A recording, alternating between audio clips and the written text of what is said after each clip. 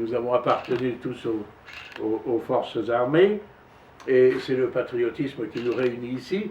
Je suis très sensible à l'honneur qui m'est fait de m'exprimer devant vous, et à l'invitation du président Wozniak sur un sujet qui, je pense, ne portera pas à polémique, mais qui est pourtant un sujet très conflictuel. Il s'agit des relations, de l'état actuel des relations internationales en Extrême-Orient, enfin dans le Pacifique en général, mais plus particulièrement dans la zone Extrême-Orient. Alors, je parlais du Pacifique.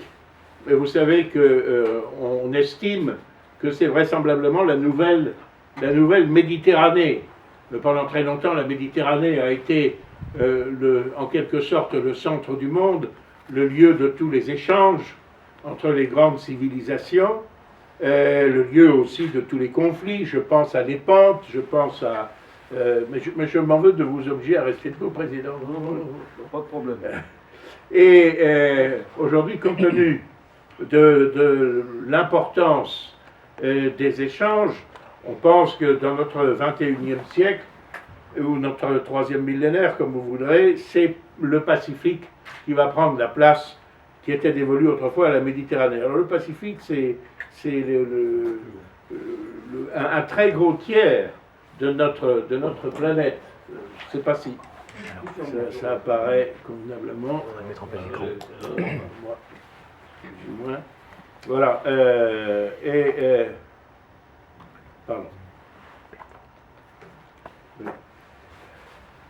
Ça, c'est une vision du monde en quelque sorte européenne qui renvoie l'océan Pacifique aux extrémités. C'est ce qu'apprennent nos écoliers encore aujourd'hui quand ils apprennent la géographie, mais évidemment la vision qu'en ont par exemple les Japonais, les Australiens, les Néo-Zélandais, la vision du monde qu'ils ont, c'est plutôt celle-là, et c'est nous qui sommes renvoyés à la marge.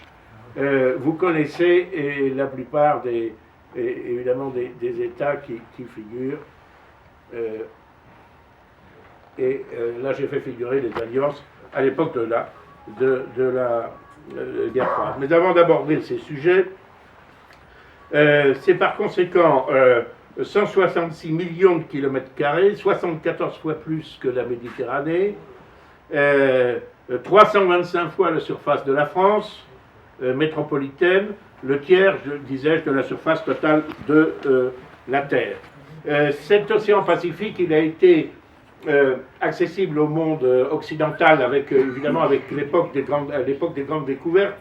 Je pense au premier voyage qui fut en 1513, celui de Vasco Nunes de Balboa, qui cependant n'y navigua jamais parce qu'il a traversé l'isthme de l'Amérique centrale, et il est arrivé sur les rives du Pacifique, il a vu le Pacifique, peut-être s'y est-il baigné les pieds, mais le premier navigateur occidental fut évidemment Fernand de Magellan, Magalhães, comme on dit en portugais. Le roi Louis XVI avait perçu l'importance du Pacifique, puisque une de ses dernières paroles avant sa mort tragique a été de demander si l'on avait des nouvelles de M. Lapérouse, qui s'était échoué à Vanikoro et qui n'en est malheureusement ni lui ni son équipage jamais revenu. On l'a consacré à Lapérouse au musée de la Marine, récemment une exposition extrêmement intéressante. Les choses vont se corser au XIXe siècle parce que il y a la progression démographique du monde occidental, du monde blanc, qui prend en quelque sorte le reste du monde en tenaille. D'un côté, vous avez la poussée vers l'ouest, c'est-à-dire l'émigration d'abord vers les États-Unis, puis ce que l'on appellera ensuite aux États-Unis même la ruée vers l'ouest, jusqu'à ce que l'on arrive évidemment en Californie, aux rives du Pacifique, au passage en confisquant quelques territoires qui avaient été occupés par les Espagnols et que peut-être les latino-américains sont en train de reconquérir aujourd'hui par la seule force de leur démographie, mais ceci est une autre histoire. Et puis vous avez une autre branche de la poussée occidentale qui est vers l'Est, et notamment c'est la politique délibérée de la Russie, toujours à la recherche des mers chaudes. parce qu'elle est empêchée d'y accéder. La mer Blanche est gelée une grande partie de l'année. La mer Baltique, sur laquelle Pierre le Grand a fait construire la ville de Saint-Pétersbourg, est malgré tout une mer fermée dont on ne peut sortir qu'en passant de façon très vulnérable, bien sûr, par les détroits danois. Vous savez tout cela aussi bien que moi. La mer Noire oblige à passer par les Dardanelles sous souveraineté turque. Et par conséquent, la Russie va chercher à déboucher vers les mers chaudes, mais va en être empêchée par la présence, notamment par la présence britannique. Le dernier avatar, si l'on peut dire, pour tenter d'accéder à ces mers, ce sera l'occupation par l'Union soviétique de l'Afghanistan et le soutien apporté au mouvement séparatiste dans le Baloutchistan, qui était la province du Pakistan, et qui aurait pu donner un accès non pas à l'océan Pacifique, mais à l'océan Indien, d'ailleurs, à l'époque. La Russie va poursuivre son expansion. Vous connaissez tous l'action du favori de Catherine II, le célèbre Potemkin.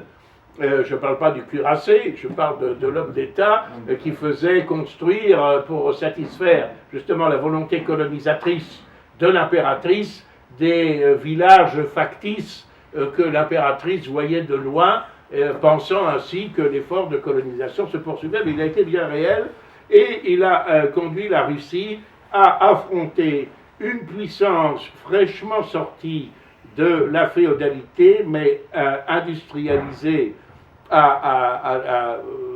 et modernisée à toute vitesse par ses élites, avec l'aide des nations occidentales, et notamment avec l'aide de la France, de l'Allemagne, de la Grande-Bretagne. Je veux parler du Japon. Et la confrontation entre la Russie et le Japon en 1904-1905, la guerre russo-japonaise, a été un événement absolument oublié aujourd'hui, mais fondamental dans l'histoire humaine, car la célèbre bataille navale de Tsushima, qui a vu l'écrasement total de la flotte de l'amiral russe Rozhetsvensky par l'amiral japonais Togo, écrasement quasi total. Il y a 2 ou 3 navires qui en ont réchappé, l'un qui a réussi à gagner Vladivostok, 1 ou 2 autres qui ont réussi à rejoindre Manille et à se faire interner aux Philippines. Cet événement majeur est le premier recul, peut-on dire, de l'homme occidental dans l'histoire, et c'est la fin du mythe de son invincibilité. Un contemporain a pu dire que le retentissement de cette bataille s'était fait entendre jusque dans les forêts lointaines du Congo, mettant fin au mythe de l'invincibilité de l'homme blanc et préparant par là les guerres dites, il y aurait beaucoup à commenter là-dessus, dites de décolonisation.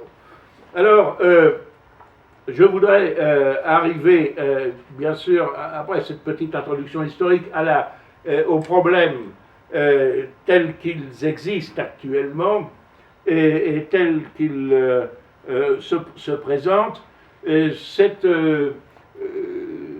La situation est en partie conflictuelle, mais ce sont des conflits dont certains sont pour le moment gelés. Ça ne veut pas dire c'est comme les volcans. Ça ne veut pas dire qu'ils vont se réveiller d'un moment à un moment ou à un autre, et dont d'autres sont un peu plus préoccupants.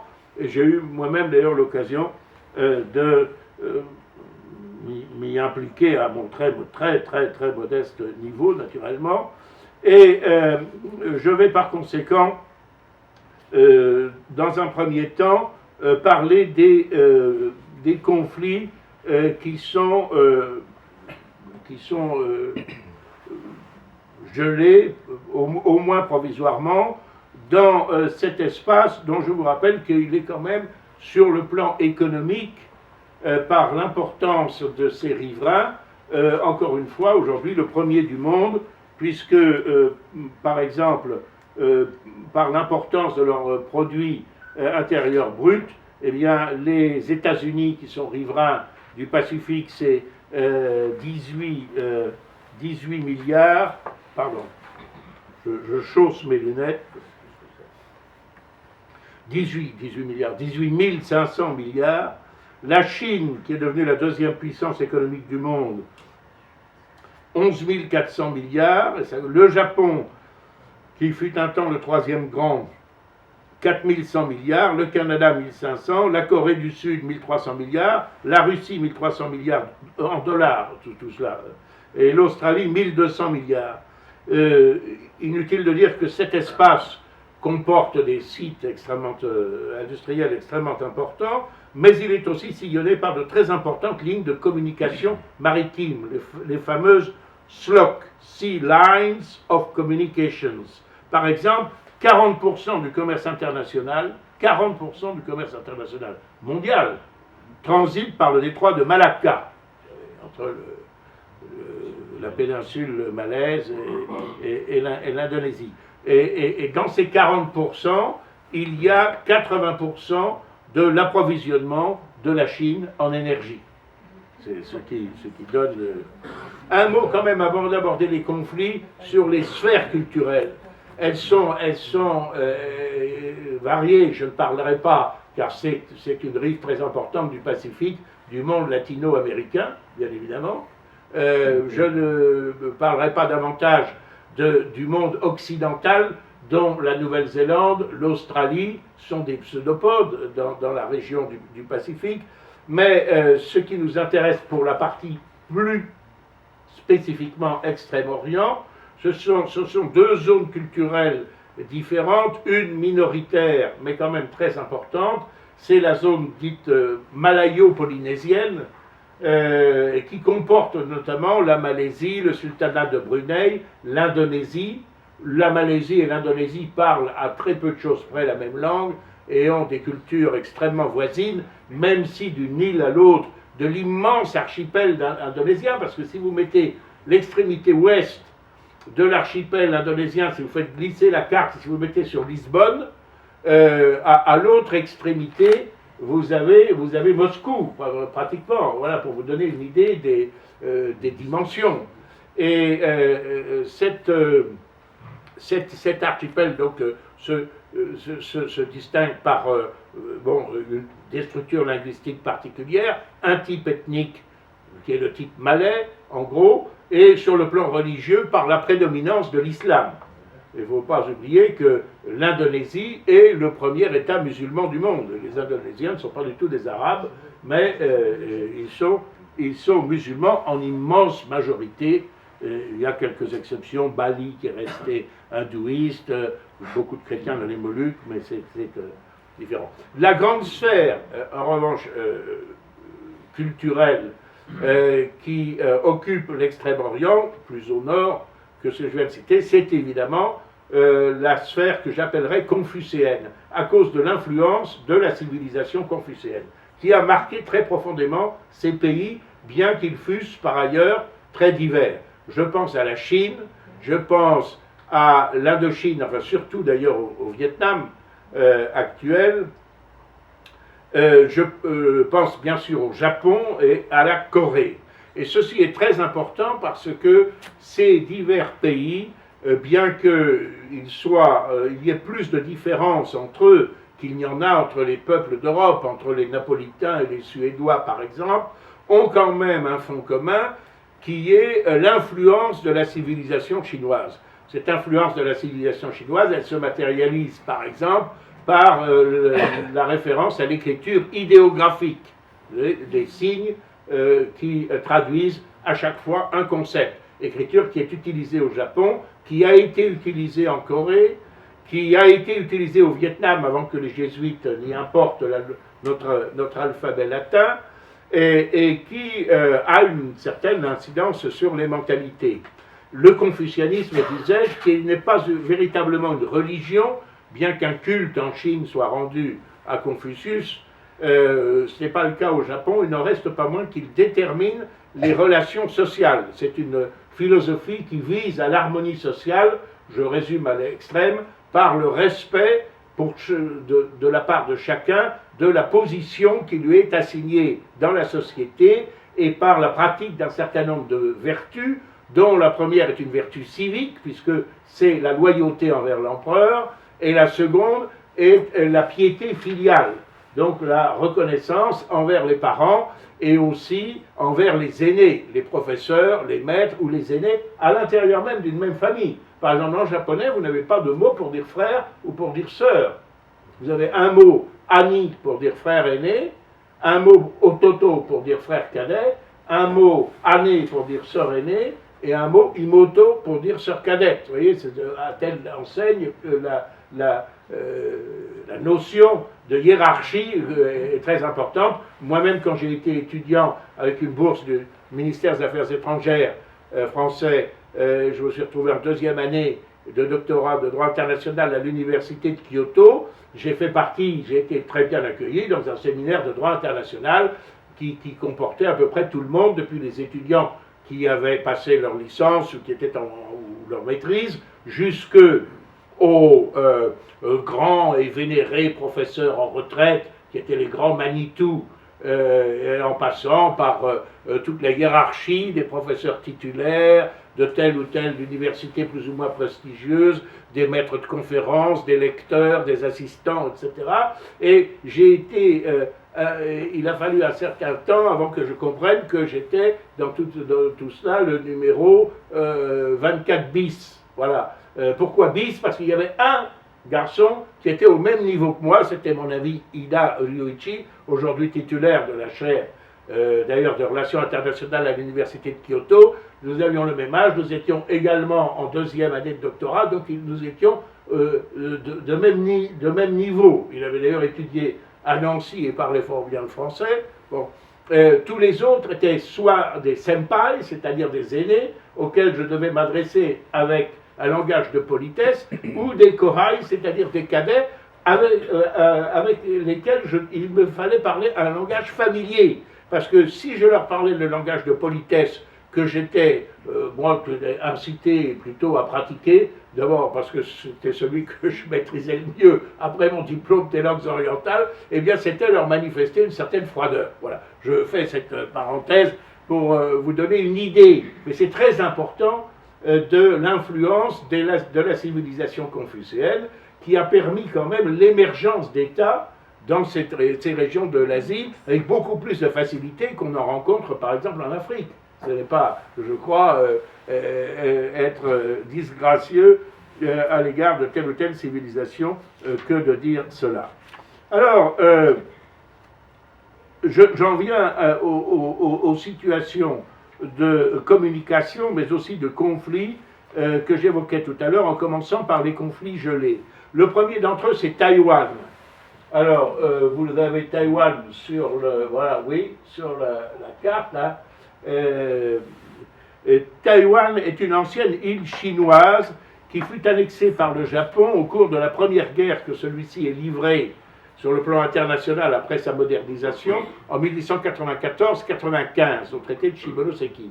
C'est d'ailleurs très curieux de voir les mentalités des Taïwanais à l'égard des Japonais qui ne sont pas du tout hostiles aux Japonais, alors que les Coréens, qui ont subi aussi l'occupation et l'annexion japonaise, eux, en ont conservé, dans leur immense majorité, un très vif ressentiment.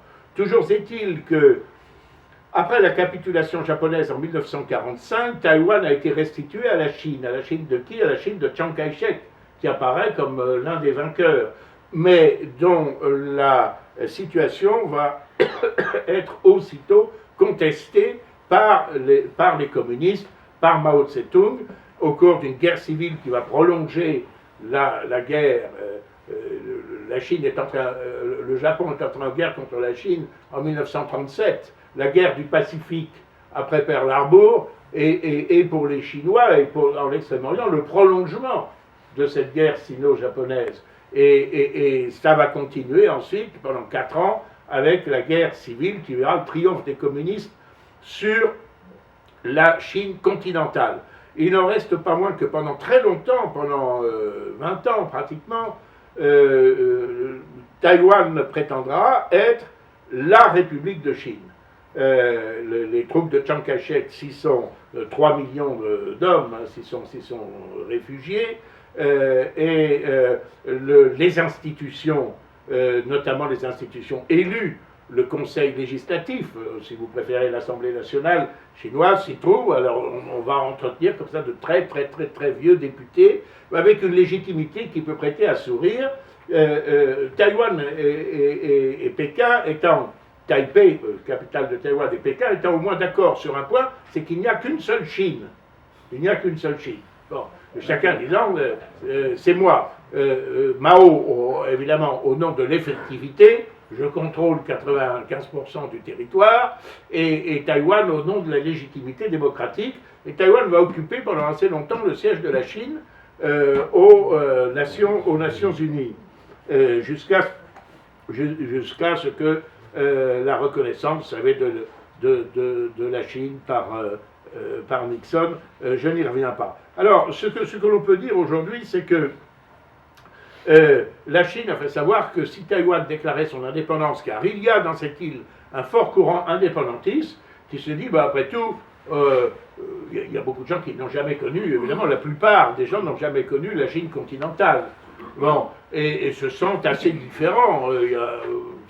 On ne voit pas pourquoi il y aurait des indépendantistes corses et pas des indépendantistes taïwanais par rapport à la Chine continentale, parce que leurs histoires et leur culture ont fini par différer sensiblement. La Chine a fait savoir que ce serait un casus belli. Les Américains ont accordé leur garantie à Taïwan, c'est le Taiwan Relations Act, et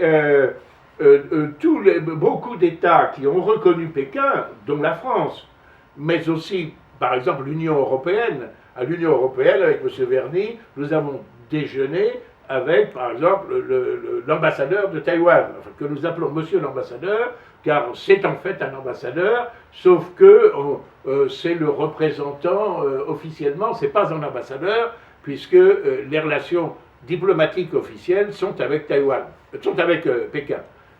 Donc la même chose pour la France, pour la plupart des États occidentaux. Il y a encore un certain nombre d'États, notamment sud-américains ou centra-américains, qui ne reconnaissent que Taïwan comme représentant de la Chine. Il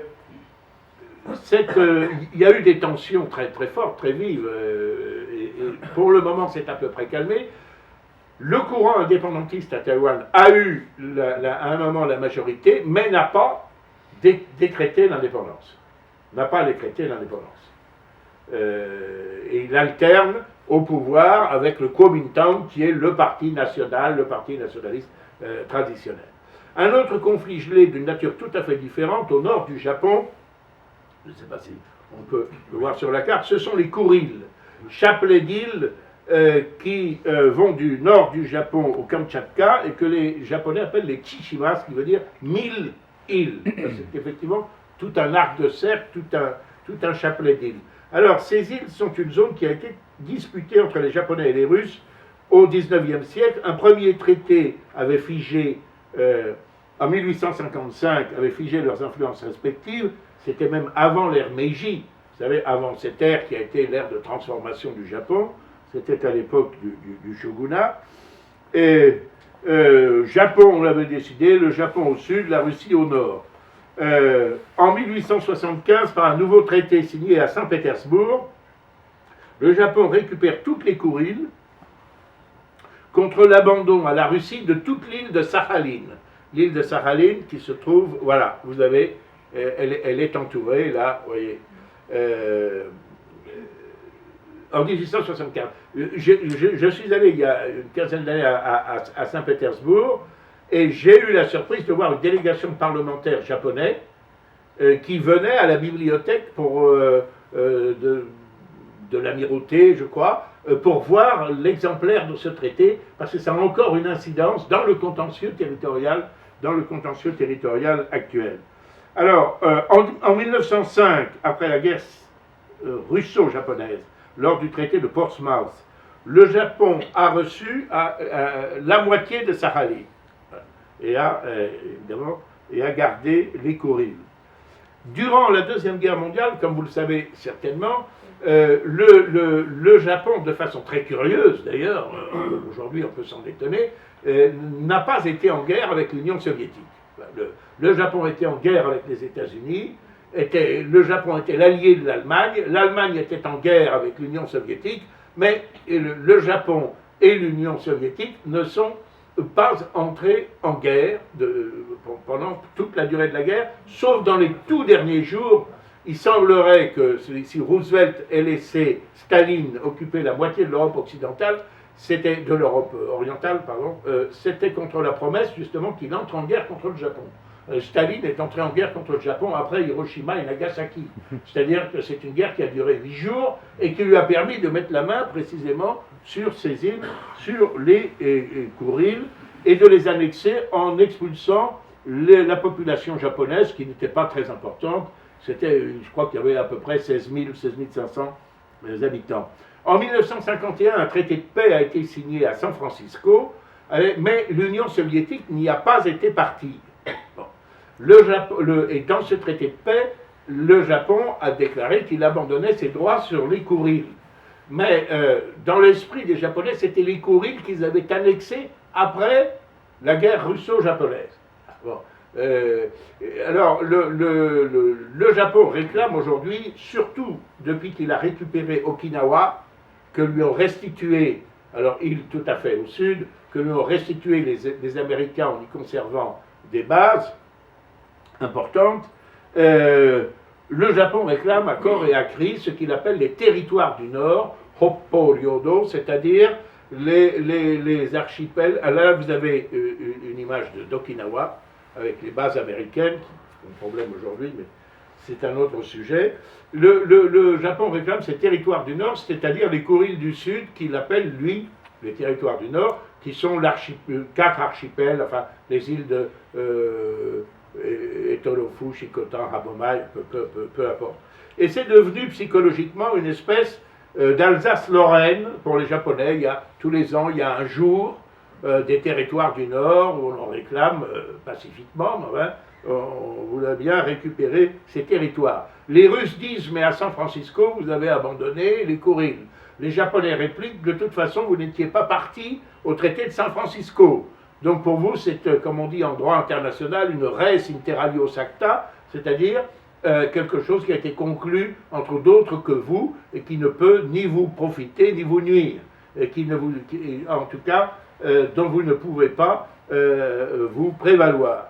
Enfin, la discussion est très vive.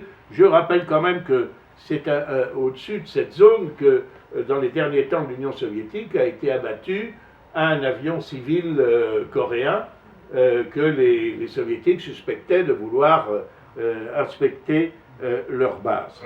Ce qui est certain, c'est que ce contentieux mineur, à mon avis, j'ai eu l'occasion de le dire à des responsables politiques et diplomatiques, aussi bien russes que japonais, de dire, écoutez, c'est pas très important, je sais bien qu'il y a l'espace maritime autour, il y a les pêches en mer d'Okhotsk, etc., mais c'est quand même, vous devriez trouver une solution, parce que la Russie a abandonné dans la douleur quand même l'Ukraine, la Biélorussie, les pays baltes, les pays du Caucase, les pays d'Asie centrale, qui ont une autre importance, excusez-moi, que ces malheureuses îles perdues avec un climat sibérien. Bon, de la même façon, je vous dis, quand ça a été conquis par l'Union soviétique, il y avait 16 500 Japonais sur place. Bon. Donc c'était... ce problème devrait pouvoir se résoudre, mais on se heurte à des questions d'ordre psychologique. Je pense que la Fédération de Russie, puisque et son gouvernement ne veut plus reculer et craint de créer un précédent par cette restitution, parce que si on restitue les Kuriles aux Japonais, pourquoi est-ce qu'on ne restituerait pas Kaliningrad à l'Allemagne, ancienne Königsberg, qui était après tout la ville de Kant, et qui est russe aujourd'hui, mais qui dans l'histoire n'a jamais été russe. N'a jamais été russe. Bon. Et la présence russe y est largement artificielle. Voilà pour les conflits gelés. J'aborde à présent, avant de conclure, les conflits en aggravation. Alors, il y a le problème de la Corée. Alors, vous savez que la Corée a été occupée par les Japonais, après que les Japonais ont vaincu les Chinois en 94-95, c'est à propos de la Corée que la guerre a éclaté. Car la Corée se reconnaissait un royaume vassal de la Chine. J'ai oublié de dire cela, mais ça me paraît extrêmement important. Pour les Chinois, n'est-ce pas, la Chine est le centre du monde. D'ailleurs, le mot Chine n'existe pas en chinois. Hein, on dit Chongko, c'est-à-dire pays du milieu, du centre, centre de quoi? Du centre du monde. Et les Chinois ont traditionnellement du monde une vision de cercle concentrique. Au centre, la Chine, ethniquement peuplée de Chinois, de l'ethnie Han. Dans un deuxième cercle, les provinces extérieures, qui sont peuplées de minorités ethniques, qui ont parfois subjugué la Chine et lui ont donné des dynasties impériales. Je pense aux Mongols, aux Mandchous, aux Turkmènes du Xinjiang, etc. Bon, c'est un deuxième cercle. Il y a un troisième cercle qui est celui des royaumes vassaux. Les royaumes vassaux qui venaient faire obédience à l'empereur, fils du ciel, point par lequel s'échangent les forces cosmiques et les forces terrestres, et qui doit faire régner l'harmonie sur tout cela.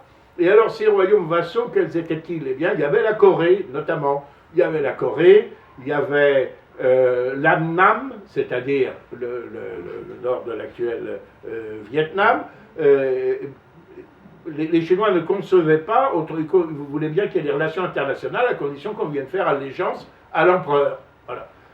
Autrement, c'était les barbares que l'on contenait, ou par la Grande Muraille, par exemple, ou que l'on combattait.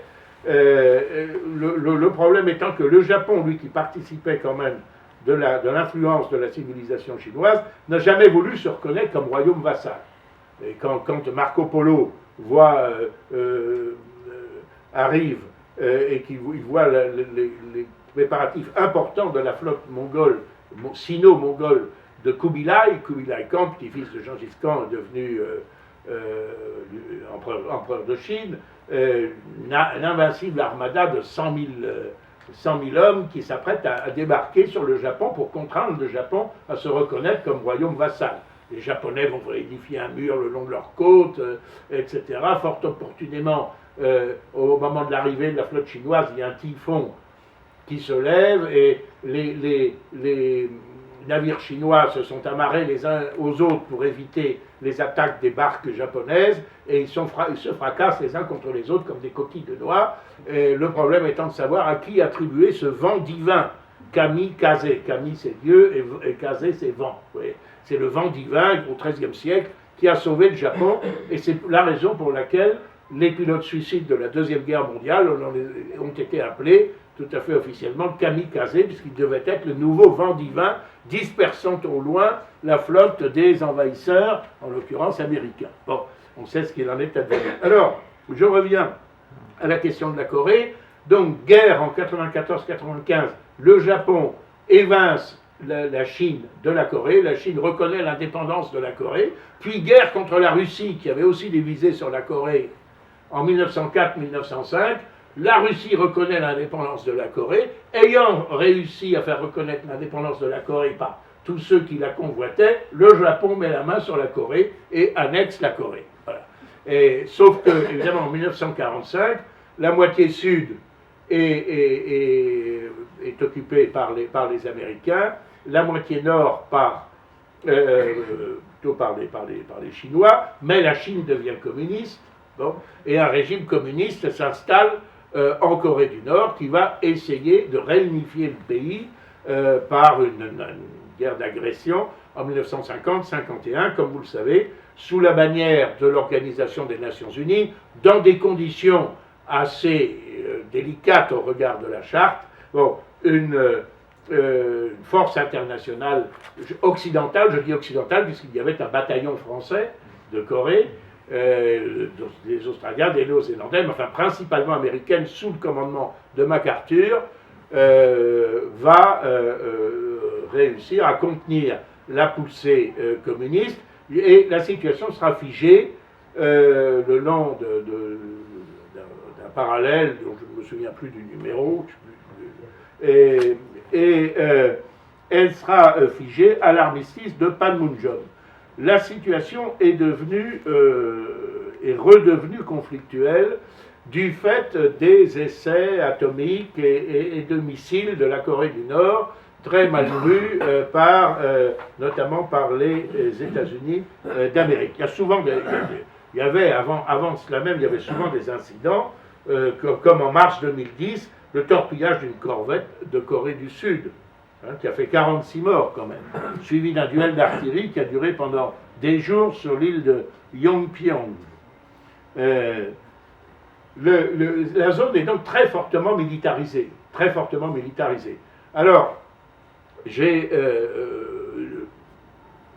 eu le bonheur, enfin parce que c'est quand même toujours intéressant, quoi qu'on pense évidemment du régime, d'être l'un des 3 députés que le Parlement européen a envoyé en Corée du Nord pour discuter, pour demander aux autorités locales quand même de ne pas utiliser tout de suite leur nouveau jouet atomique, si c'était possible, et de dire qu'il y avait peut-être une possibilité de désescalade. Je ne me fais pas beaucoup d'illusions sur l'importance de notre rôle. Notre délégation était conduite par un excellent collègue, un conservateur britannique d'origine sri-lankaise, M. Deva, qui, avec sa diplomatie asiatique, a essayé à discuter. Nos interlocuteurs, qui étaient de très, très haut rang, me sont apparus comme des gens tout à fait rationnels. On dit que ce régime nord-coréen est complètement fou.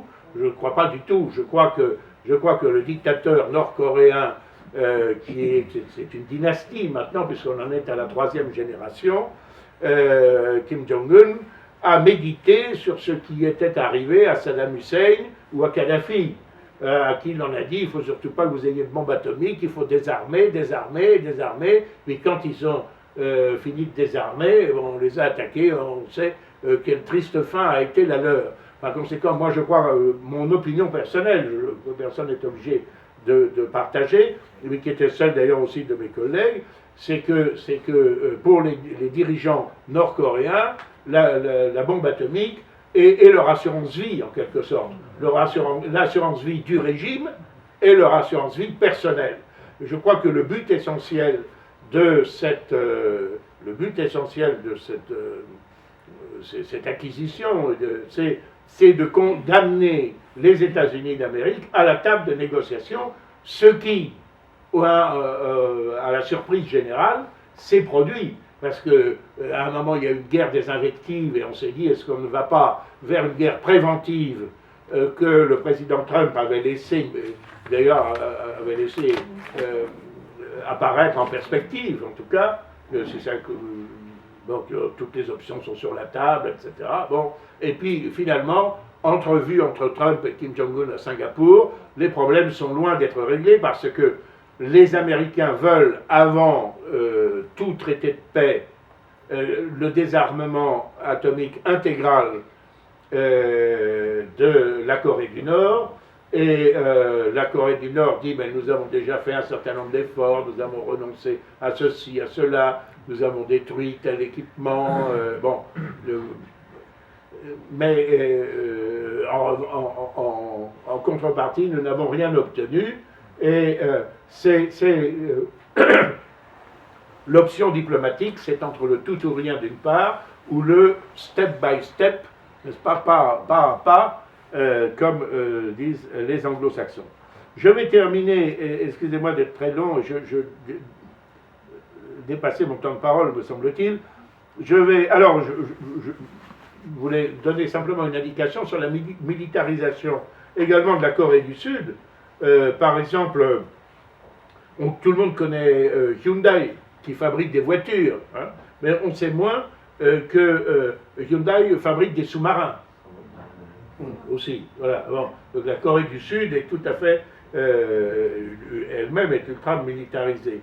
De même, Samsung est connu pour ses téléphones, mais Samsung fabrique aussi des systèmes d'artillerie, et ainsi de suite. Enfin, voilà. Les Sud-Coréens ont aujourd'hui 2 porte-hélicoptères type Dokto et 12 sous-marins de 3000 tonnes. C'est une puissance militaire, évidemment, appuyée sur la présence américaine qui est considérable dans la zone. Je terminerai par la dernière série de conflits, ce sont les conflits territoriaux ou de domaine maritime, tels que ceux des îles Senkaku, Spratly, Paracels. Vous en avez quelques exemples. Ces îlots qui occupent ce qu'on appelle la mer de Chine, c'est d'ailleurs un petit peu ennuyeux d'appeler ça la mer de Chine parce que ça donne des idées aux Chinois. C'est-à-dire qu'ils disent ben oui, c'est la mer de Chine, c'est à nous qu'elle appartient, jusque pratiquement sur les rives de Bornéo. Les Chinois ont, parmi les revendications, cette carte-là est très intéressante, c'est les revendications contradictoires. Les Chinois ont défini une zone qui se base sur 9 points, les points apparaissant ici, vous voyez, pour leurs prétentions maritimes. 9 points qui sont devenus 10 d'ailleurs et qui ont été prolongés. Alors on va rester un certain temps d'ailleurs sur cette carte qui vous donne les différentes limites des prétentions, parce que cette mer de Chine n'est pas très profonde. Et dans la mesure où elle n'est pas très profonde, il y a évidemment un plateau continental qui est susceptible d'attirer les convoitises. Tout ceci étant lié au développement contemporain du droit international maritime, vous savez, depuis la Convention des Nations Unies sur le droit de la mer de Montego Bay, qui a prévu que l'extension de la zone, d'abord, moi quand j'ai commencé les études de droit, la mer territoriale, c'était 3000 marins, c'est-à-dire faisant 1852 mètres, 5 km de distance. Pourquoi 5 km? Parce que c'était la portée, au XVIIIe siècle, maximale d'un boulet de canon. Voilà, bon.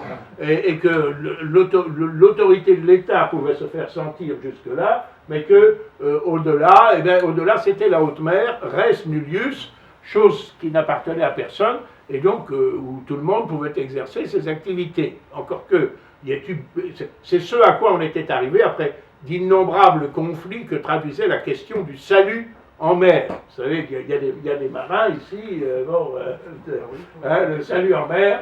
Alors tiens, tu vas nous dire, parce que là on fait des périodes, tu vas nous dire quelles sont les règles du salut en mer, toi qui étais chef de quart. Dans les eaux territoriales. Hein. Oui, ou même en haute mer. Quand deux navires se rencontrent, quel est celui qui salue le premier? En abaissant le pavillon. C'est le navire de commerce qui doit saluer. Le premier, le navire de guerre. En rentrant 3 fois successivement à son pavillon. Très bien. Et oui. le navire de guerre doit répond en rentrant une fois son pavillon. Voilà. Bon, et quand deux navires de guerre se rencontrent? Ah là, c'est différent. Les navires de guerre. Deux navires de guerre de deux nationalités se rencontrent. Mais il y a eu des tas de conflits qui traduisaient la prétention, évidemment, de tel État. La France voulait être saluée en premier un peu partout, la Suède, la première en Baltique, etc. On voit des affrontements terribles. Et finalement, tout ça a été tranché. On a décidé que saluerait en premier celui qui était commandé par l'officier le moins gradé ou à égalité de grade par le moins ancien. Bon, alors vous me direz, mais comment le sait-on? Bon, ben, quand un chasseur de mines comme la Calliope, sur laquelle j'étais midship, rencontrait un porte-avions, on ne se posait pas trop la question, parce qu'on se disait que notre commandant devait être moins gradé que celui du porte-avions. Quand c'était des navires de tonnage à peu près équivalent, eh bien, il arrivait que l'on entrât voilà, tout à fait, on entrait en communication par les liaisons radio, quel est le grade de votre capitaine, et on se précipitait sur les documents de bord qui donnaient une équivalence de tous les grades. Alors il y a des grades extrêmement emmerdants, parce que moi je suis un peu grossier, comme celui de Commodore, par exemple, qui existe dans le système anglo-saxon, et dont on ne sait pas trop si c'est un contre-amiral ou un capitaine de vaisseau chez nous. Ça se situe à peu près entre les deux. Voilà. Alors, je reviens, excusez-moi, à mon sujet, après cette digression importante.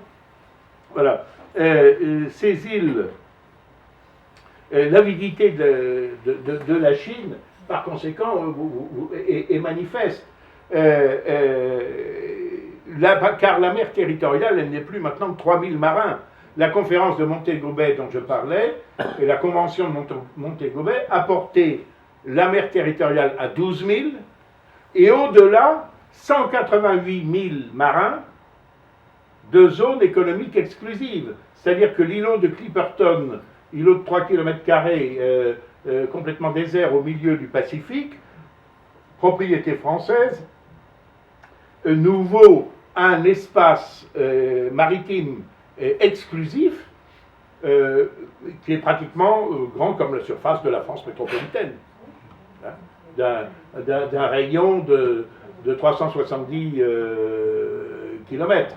Voilà. Bon. Où théoriquement nous avons le monopole de la pêche, des ressources minérales ou de pétrole s'il y en avait, etc. Alors inutile de vous dire que ceci attire bien des convoitises, et en particulier celle de la Chine qui, se fondant sur des motifs historiques, etc., a dressé cette carte qui évidemment entre directement en conflit avec les réclamations des États riverains, qui disent qu'il faudrait au moins que ce soit la règle de l'équidistance, c'est-à-dire traçons une ligne entre nous deux telle que chaque point de cette ligne soit à égale distance du point le plus proche de vos côtes et des nôtres.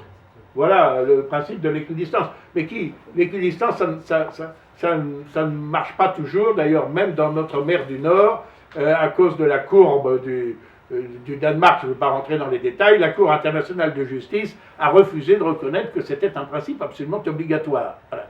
Bon, alors, parmi ces contentieux, il y a, parmi ces conflits territoriaux, il y a l'affaire des Senkaku, c'est-à-dire les Diaoyu. Il faut dire que dans cette mer de Chine, par conséquent, toutes sortes d'îlots qui sont au départ des récifs, ont été bétonnés et transformés en bases. Là, vous avez des photos qui m'ont été remises par des diplomates japonais sur des photos de reconnaissance aérienne des constructions chinoises dans le secteur. Vous voyez voilà. Alors, ces conflits maritimes portent sur l'archipel. Est-ce qu'on peut revenir peut-être à la carte précédente sur le. Oui, si tu y arrives. C'est celle-là. Avec les différentes lignes. Voilà, c'est celle-là. Oui, c'est celle-là, oui. Alors, il y a, vous voyez tout au nord les îles Senkaku. Ça a été très chaud. C'est au-dessus de Taïwan, là, qui sont réclamés par la Chine et qui sont occupés par le Japon depuis la guerre, même avant la guerre. En réalité, il y a très peu d'occupation permanente dessus. C'est quand la préfecture de Tokyo a voulu les vendre à un particulier, la Chine s'est réveillée et on a eu une situation extrêmement tendue dans ces îles que les Japonais appellent les Senkaku et les Chinois les Diaoyu. Voilà. Vous avez les Spratly qui sont revendiqués par à peu près tout le monde, hein, par les Philippines, comme vous voyez, par la Malaisie et par le Vietnam, bien évidemment.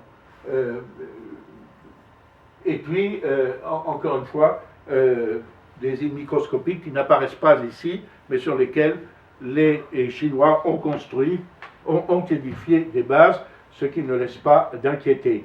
Ceci a conduit le Japon à réarmer, alors que se pose un problème d'ordre constitutionnel, par là que je terminerai. En 1945, le Japon vaincu et occupé par les Américains a voulu montrer qu'il était un bon élève en pacifisme et en démocratie. Il faut dire qu'il avait besoin de se rattraper soit dit au passage, et par conséquent a adopté une nouvelle constitution. Il avait déjà une constitution qui avait été adoptée en 1889 sous l'ère Meiji et qui donnait beaucoup de pouvoir à l'empereur, etc. Bon. Dans cette nouvelle constitution japonaise, l'empereur demeure un symbole de l'unité de l'État. D'ailleurs, on va s'en apercevoir bientôt à l'occasion de l'abdication de l'empereur actuel, et son fils va lui succéder. C'est un symbole extraordinairement respecté, mais il n'a plus aucun pouvoir politique. C'est un régime parlementaire, au moins en théorie, mais c'est aussi un régime pacifique, en ce sens qu'il y a un article 9 dans cette nouvelle constitution entrée en vigueur en 1945. Cet article 9 dit que le Japon n'utilisera jamais ses forces contre aucun peuple, etc. Bon, ça, c'est pas très original. Vous trouvez à peu près la même chose dans la Constitution française ou dans celle de beaucoup d'États. On va plus loin, on dit que le Japon renonce à la guerre, au droit de faire la guerre comme l'un des droits régaliens de l'État. Bon, je sais, c'est déjà un peu plus audacieux, puisque, semble-t-il, ça inclut même la guerre d'autodéfense. Bon. Et qu'il ne sera pas entretenu de forces armées. Ça c'est très bien, sauf que quelques années plus tard, au moment du conflit coréen, précisément, les Américains, qui avaient à l'époque une politique dite de containment, c'est-à-dire contenir la poussée communiste, notamment la poussée de la Chine, aussi au Vietnam, comme on l'a vu, etc., on aurait bien aimé que chacun prenne sa part de l'effort commun, et on demandait au Japon de réarmer. Les Japonais, qui trouvaient très confortable le fait de faire assurer leur sécurité par leur ancien vainqueur, ce qui avait l'avantage de ne leur coûter rien, et de leur donner un avantage comparatif en matière de guerre commerciale indiscutable. Bon, les Japonais ont répondu en substance, hein, vous êtes très jolis, nous comprenons bien, mais nous sommes absolument désolés, vous voyez, nous avons une constitution, d'ailleurs cette constitution, on vous l'a montrée, avant, on vous a demandé la permission, on vous a demandé si ça convenait. On a demandé ça à l'état-major de MacArthur, etc. Bon, et vous nous avez dit que c'était bien, que c'était... Voilà, et notre constitution ne nous permet pas d'avoir de forces armées. Alors, de façon tout à fait asiatique, on a quand même contourné la difficulté en se dotant d'une force d'autodéfense. Alors, vous me disiez, quelle est la différence entre la force armée et la force d'autodéfense, parce qu'un fusil peut servir à se défendre, mais il peut aussi servir à attaquer, bien évidemment. Alors, il y a quand même quelques différences, en ce sens que le Japon s'interdit d'avoir des éléments de projection très lointains, comme des porte-avions, par exemple. Il s'interdit, bien sûr, là-bas c'est un sujet très sensible, la fabrication, la détention d'armes nucléaires, et un certain nombre d'équipements considérés comme par nature offensifs, par exemple des bombardiers à long rayon d'action, etc. Il n'en reste pas moins que pour un pays qui n'a pas le droit d'avoir une armée, il est aujourd'hui la 7e puissance militaire du monde, pratiquement. Donc c'est quand même pas mal, mais ça posait des problèmes également de politique intérieure, parce qu'il n'y a pas de consensus sur ce sujet dans la politique japonaise. Il y a aujourd'hui à peu près un consensus pour conserver les forces d'autodéfense telles qu'elles sont, qui ressemblent exactement à des forces armées, sauf qu'il n'y a pas non plus de conscription. L'armée de métier, naturellement. Il y a un consensus à peu près pour les conserver, les partis qui voulaient les supprimer en sont revenus, mais il n'y a pas de consensus pour supprimer l'article 9 de la Constitution. Et il est évident que la situation du Japon est extrêmement vulnérable, parce que c'est bien joli de dire on ne veut pas d'éléments militaires qui permettent la projection, mais par exemple le Japon est extrêmement dépendant des lignes maritimes d'approvisionnement pour son énergie. Et ce n'est pas la catastrophe de Fukushima qui va l'inciter à développer, je pense, ces centrales atomiques. Voilà, mesdames, messieurs, ce que je voulais vous dire en présentation un peu longue, veuillez m'en excuser, de la situation géopolitique, en quelque sorte, dans cette région du monde, méconnue, qui a de très riches possibilités, dans lesquelles se développe un commerce intense, mais qui est aussi, et il est bon évidemment que vous en soyez informés, une région à risque. Je n'ai pas parlé, bien évidemment, je n'ai pas parlé de la France, car la France n'est pas présente véritablement en Extrême-Orient, elle ne l'est plus depuis que les accords de Genève, nous sommes retirés de l'Indochine. Elle est présente en revanche dans le Pacifique, mais plus au sud, et ceci suscite un certain nombre de convoitises, y compris de ceux qui devraient être nos alliés, je pense aux Australiens, aux Néo-Zélandais. Et il faut savoir que grâce à ses possessions ultramarines, la France a un espace maritime de 11 millions de kilomètres carrés, qui est le deuxième du monde. Le deuxième du monde, en appliquant les critères de la Convention des Nations Unies sur le droit de la mer dont je parlais tout à l'heure. Ces possessions dans le Pacifique y participent grandement. La Polynésie française, c'est 4 800 000 km² d'espace maritime, et la Nouvelle-Calédonie, 1 364 000. Kerguelen, Crozet, Clipperton, 435 000 km². Vous voyez, presque autant que la superficie, comme je le disais tout à l'heure, de la France métropolitaine, qui en fait 551 000. Ce sont des zones riches en thonidés qui sont pillées par les Mexicains. Des missions y sont envoyées régulièrement. L'îlot de Clipperton, d'ailleurs, nous a été contesté par les Mexicains, mais nous a été attribué par un arbitrage international de la Cour de l'Haye. La présence militaire française dans le Pacifique est très réduite. En Polynésie, Wallis et Futuna, Nouvelle-Calédonie et Clipperton, il y a 2 frégates de surveillance uniquement, le Prairial et le Vendémiaire, 3 patrouilleurs, et depuis récemment, 2 bâtiments dits multimissions. L'un, le Bougainville à Papeete, que commandait mon fils, donc je suis très fier, je le mentionne au passage, jusque tout récemment, et le D'Entrecasteaux à Nouméa, c'est quand même très peu de choses en comparaison de la 7e flotte américaine qui croise dans le Pacifique, basée à Yokosuka, au Japon, précisément à Sasebo, à Guam, qui dispose de porte-avions nucléaires, de croiseurs lance-missiles, de destroyers, de porte-aéronefs amphibies et de sous-marins. Voilà ce que je voulais vous dire sur ce sujet épineux.